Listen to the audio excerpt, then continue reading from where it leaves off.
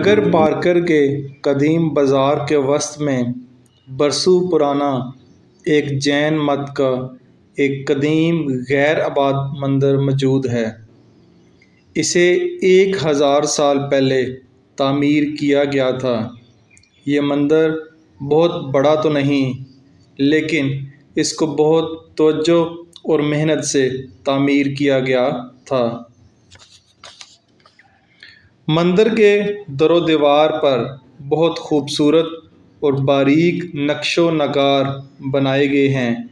اسی طرح اس کے صدر دروازے پر بنائے گئے نقش و نگار اور کندہ کاری کے کام سے اندازہ ہوتا ہے کہ اسے ماہر کاریگروں نے تیار کیا ہوگا۔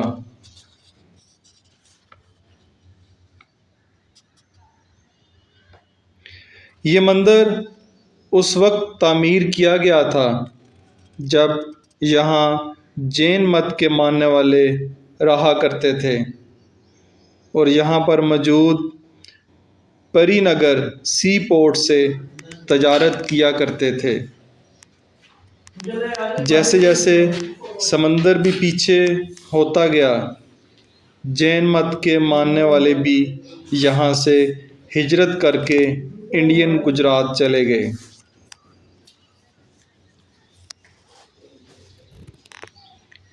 مندر اب کافی خستہ حالی کا شکار ہے اور اس کے کئی حصے بھی گر چکے ہیں۔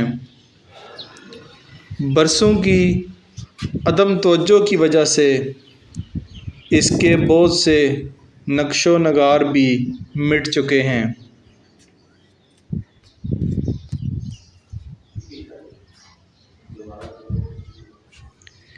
اس کے داخلی حصے میں بھی ملبے کا ڈھیر نظر آتا ہے، جو کہ مندر کی خوبصورتی کو خراب کر رہا ہے۔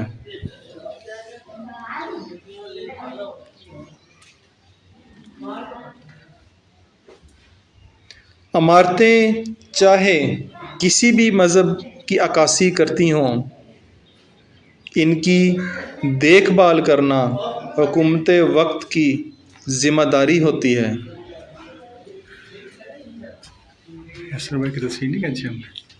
اس سے بیرونی تجارت کو بھی فروغ حاصل ہوتا ہے،